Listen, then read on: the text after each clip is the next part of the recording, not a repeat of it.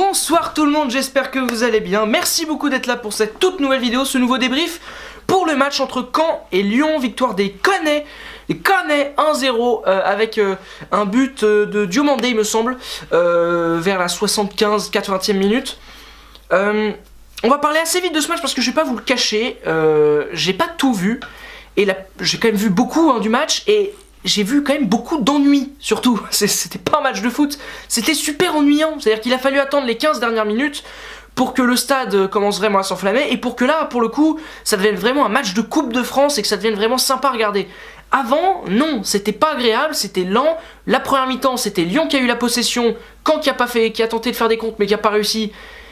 Et c'était ennuyant. Clairement, Lyon, on sait qu'ils n'y arrivent pas tactiquement, etc., face à des équipes regroupées qui partent en contre, ils ont du mal. Mais voilà, c'était très ennuyant.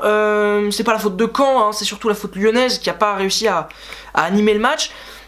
Et puis la deuxième mi-temps, c'était mieux, il y a eu des choses des deux côtés. Et puis ce but qui va donc libérer les Caennais, qui vont donc jouer face au Paris Saint-Germain, et qui vont recevoir le Paris Saint-Germain. Ça, c'est quand même un sacré match pour eux, et je suis surtout super content parce que la deuxième demi-finale va être géniale entre Les Herbiers et Chambly. Alors je sais pas qui reçoit qui, j'avoue, mais je suis super excité à l'idée de voir ce match là, vraiment, je le pense.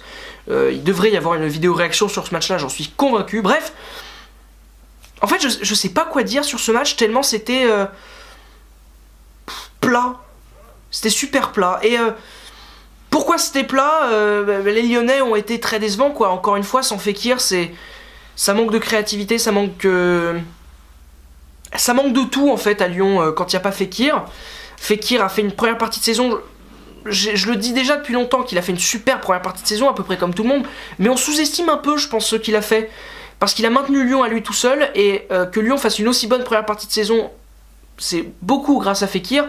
Alors quel match il fait, quelle saison il fait, parce que c'est tellement faible derrière, là il n'y a pas Fekir, ça se voit, mais tellement, c'est tellement moyen. Déjà qu'en attaque placée, Lyon a du mal généralement, bah alors là, oh quel ennui. Il a fallu attendre la rentrée de Bertrand Traoré pour qu'il y ait un peu d'animation. Bertrand Traoré a amené un peu de vitesse, un peu de décalage et tout, mais c'était super ennuyant. Et d'ailleurs il y avait un commentaire du commentateur du soir sur Eurosport. D'ailleurs tiens, petite annonce, si vous n'aviez pas d'abonnement Eurosport ce soir, vous n'aviez même pas besoin de streamer le match, parce que franchement ça n'avait pas beaucoup d'intérêt.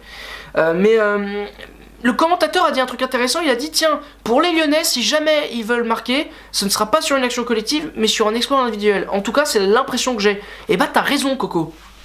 T'as raison, alors je t'ai appelé Coco, c'est extrêmement désagréable, mais tu as raison. C'est-à-dire que c'était improbable de voir Lyon marquer sur une action collective, encore une fois. Je sais pas si vous connaissez l'afterfoot, mais il y en a un qui s'appelle Jonathan Macardy qui avait un avis qui était de dire Bruno Genesio doit partir. Je sais pas si... Enfin, au moment où il le sort, son avis, je sais pas si je suis d'accord, mais là... Force est de constater que ça n'évolue pas, que ça ne change pas, que Lyon c'est toujours aussi statique, c'est toujours pourri. Et ça donne pas envie de croire en Genesio quoi, vraiment non, Genesio c'est plus possible, il faut qu'il s'en aille. Il n'y arrive pas à tirer le potentiel de ce groupe là, il n'y arrive pas. Et alors se faire éliminer, c'est la honte pour Marseille de s'être fait taper 2 fois face au PSG, bah alors pour Lyon se faire taper par Caen, c'est une sacrée honte quand même. C'est vraiment une honte totale, c'est-à-dire que là t'enchaînes les mauvais résultats sur l'hexagone, dans l'hexagone, c'est une catastrophe. Vraiment ça me plaît pas, je suis pas contente de ça.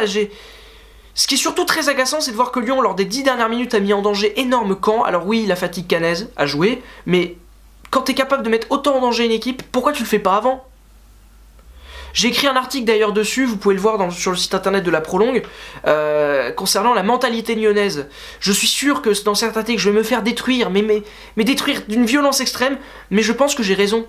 Parce que moi le match que j'ai vu ce soir, honnêtement Lyon n'a pas tout donné ce soir, me dites pas qu'ils ont tout donné, ou alors c'est qu'ils sont vraiment faibles, mais ils ont pas tout donné. Moi je les ai vus faire des matchs tellement dingues cette année, que ça me choque quoi, ça me choquerait. Moi si je suis supporter lyonnais ce soir, je suis choqué et déçu, parce que oui, tu ne pouvais pas la gagner la Coupe de France, mais une demi-finale quand même, ça se refuse pas. Tu reçois le PSG au Parc OL si jamais t'es qualifié, c'est quand même un truc de fou quand tu sais que tu les as tapés 2-1 la dernière fois, ça peut être dingue, tu vois, ça peut être quelque chose de formidable. Bah non, toi tu fais pas le nécessaire, tu te fais éliminer comme un nul par Caen, comme tu veux. Et puis, quand en plus de ça, ils ont pas fait un grand match, la première mi-temps c'était c'était pas terrible. Deuxième mi-temps, c'était mieux, mais c'était pas génial. C'est-à-dire que vous êtes fait éliminer par Caen, qui est pas terrible. Caen, pas terrible, vous avez la corrélation, vous avez perdu. Enfin bon, tant mieux pour Caen qui va pouvoir vivre une super demi-finale face au Paris Saint-Germain. C'est le charme de la coupe en même temps, hein. Voilà, quand on voit les 4 qualifiés, bon il y en a un qui est logique, mais alors les 3 autres c'est cool. Et ça donne envie de croire en cette coupe, merci beaucoup pour ça, c'est quand même plutôt sympa. C'est bien d'avoir dans le foot moderne un peu des surprises comme ça.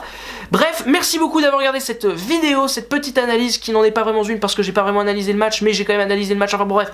C'était une vidéo classique, tranquille, chouette. J'espère que vous avez apprécié, j'ai dit chouette, effectivement. Merci beaucoup d'avoir regardé cette vidéo. Demain, normalement, vidéo Ligue 1, réaction, super, on aime bien. Et je vous annonce officiellement que notre projet devrait enfin arriver. Oui, enfin, ça fait longtemps qu'on vous tease. Le projet va arriver. Ça y est, est-ce que vous êtes hypé par ce projet ou pas? Dites-le moi dans la fiche. De quel côté c'est? Je ne sais pas, je regarde le retour parce que je suis idiot. Mais donc voilà, effectivement, vous pouvez me dire si vous êtes hypé par ce nouveau projet ou pas. Si vous l'êtes pas, super, si vous l'êtes, super. Et à la prochaine, tout simplement, sur la chaîne Foot News et la prolongue. Ciao!